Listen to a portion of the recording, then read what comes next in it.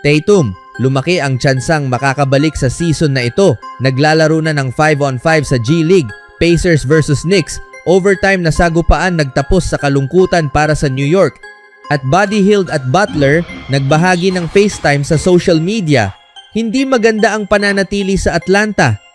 Ang star ng Boston Celtics na si Jason Tatum ay gumawa ng malaking hakbang sa kanyang posibleng pagbabalik mula sa injury nang mag-ensayo siya kasama ang affiliate team ng G League ng Celtics, ang Maine Celtics, ngayong linggo. Bagamat ang pag-ensayo kasama ang mga G League teams ay kadalasang nangangahulugang malapit nang magbalik sa court ang ilang mga players, hindi nagbigay ng tiyak na sagot si Tatum nang tanungin tungkol sa ibig sabihin ng kanyang practice session ayon kay Noah Dalzell ng Celtics blog. Hindi ibig sabihin na babalik ako o hindi, sabi niya matapos makipag-usap sa media para sa kauna-unahang pagkakataon ngayong season. At isang kawili-wiling balita, hindi lamang mga players ng G League ang nakasama ni Tatum sa practice noong Martes ayon kay Shams Charania ng ESPN. Ang mga players ng Celtics na may two-way contracts at ilang mga standard contract players ng team ay nakilahok din sa practice session. Si Tatum ay hindi nakalaro matapos magtamo ng Achilles injury noong nakaraang season sa panahon ng Eastern Conference Semifinals laban sa New York Knicks.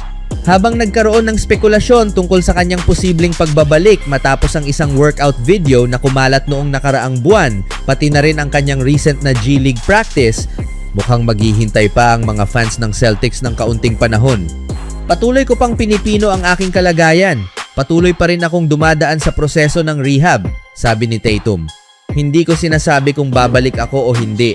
Ang importante ay maging malusog at sundin ang plano. Medyo mas mabuti ang pakiramdam ko ngayon kaysa kahapon. Ang pisikal na kondisyon, ang tiwala ko rito, araw-araw ay mas gumaganda, dagdag pa niya. Mas maraming conditioning ginagawa, mas maraming live na laro. Nag-a-adjust ako sa 5-on-5 at contact. Sa playoff run ng nakaraang season, siya ay may average na 28.1 points, 11.5 rebounds, 5.4 assists at 2.1 steals na may shooting splits na 42.3% mula sa field, 37.2% mula sa 3-point line at 88.9% mula sa free throw line. Sa pagkawala ni Tatum, nakapagbigay ng sorpresa ang Celtics sa pagiging isa sa mga top teams ng Eastern Conference. Si Jaylen Brown ay may MVP caliber na season at kamakailan lang ay tinugunan ng Celtics ang kanilang mga issues sa malaking player sa pamamagitan ng trade kay Nikola Vucevic. Ang team ay kasalukuyang may record na 34-19 at nasa ikatlong pwesto sa standings ng Eastern Conference. Sa sumunod na balita naman, ang New York Knicks ay walang masyadong maipagmamalaki matapos matalo sa kanilang home court laban sa Indiana Pacers na nasa huling pwesto ng Eastern Conference standings at punong-puno ng mga injured players. Ngunit sandali, pinasigla ni Karl Anthony Towns ang Madison Square Garden nitong araw. Para bang nawalan na ng pag-asa sa mga huling segundo ng laro nang mag-miss si Landry Shamet ng isang 3-point shot na sana magbibigay sa kanila ng kalamangan. Ngunit hindi inasahan ng Indiana ang mabilis na si Towns. Na-recover ni Towns ang bola sa ere at nag-draw ng foul na may 0.2 seconds na natitira sa orasan ayon sa Brick Center X account. Sinuot niya ang dalawang free throw at naitay ang score sa 1-2-4. Ngunit natalo pa rin ang Knicks sa overtime sa score na 137-134.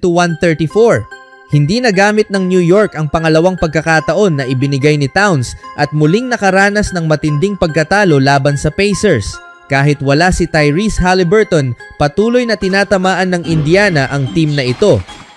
Pinangunahan ni Pascal Siakam ang Indiana na may 30 points, 6 rebounds, 4 assists at 3 steals sa loob lamang ng 37 minutes ng paglalaro.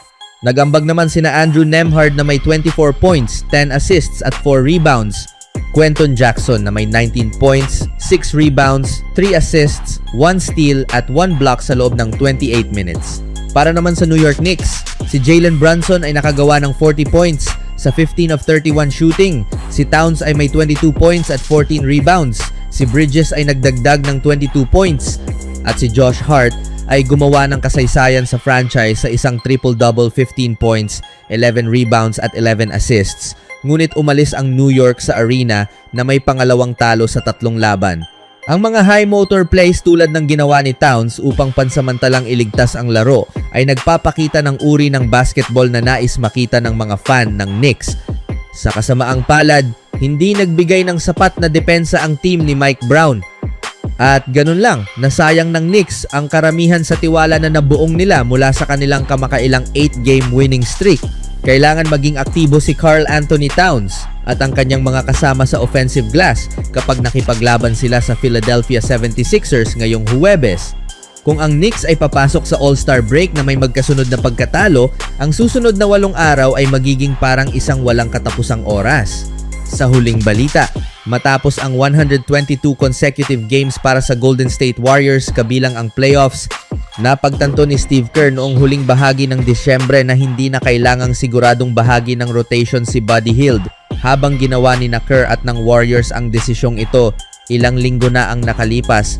Hindi na rin nagtagal para sa Atlanta Hawks na mapagtanto ang parehong bagay matapos makuha si Hield sa isang trade na nagbalik kay Kristaps Porzingis bago ang deadline ng nakaraang linggo. Hindi nakapaglaro si Hield sa unang laro niya para sa Atlanta laban sa Charlotte Hornets noong linggo bago siya makapaglaro sa unang pagkakataon sa pagkatalo ng Hawks sa Minnesota Timberwolves noong Martes sa Target Center. Sa pamamagitan nito, siya ang naging unang player mula sa trade na nakapaglaro habang sina Porzingis at Jonathan Kuminga ay hindi pa makakabalik hanggang matapos ang All-Star break. Gayunpaman, sobrang limitado pa rin ang minuto ni Hield. Naglaro ng mas mababa sa 5 minuto sa first half at hindi na muling nakitang maglaro habang natamo ng Hawks ang pagkatalo.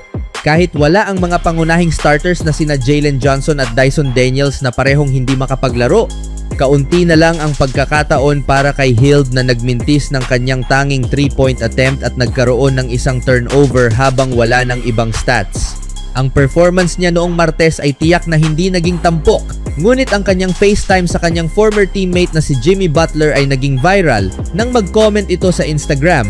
"Why you trade me?" kasabay ng crying emoji. Pinapakita lamang nito na kahit na nabawasan ang oras ng paglalaro ni Hield nitong mga nakaraang linggo, nais pa rin niyang manatili sa Golden State kung saan siya pumirma ng 4 na taon na kontrata na nagkakahalaga ng $37.8 million noong off-season ng 2024. Hindi rin talaga ang Atlanta ang ideal na destinasyon para sa kanya dahil ang franchise ay kumuha na ng ilang mga guards ngayong season. Noong nakaraang buwan, ipinadala ng Hawks ang kanilang franchise cornerstone na si Trae Young sa Washington Wizards at pinalitan nila ito ni na CJ McCollum at Corey Kispert, 2 scoring guards na may kahinaan sa depensa at malamang ay magiging ahead pa sa rotation ni Hield.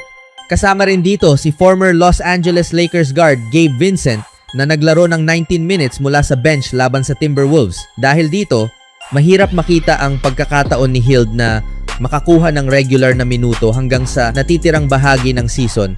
Kaya't mahirap din makita na pipirma ang Atlanta ng kontratang kalahating garantiya na nagkakahalaga ng $3 million sa susunod na season.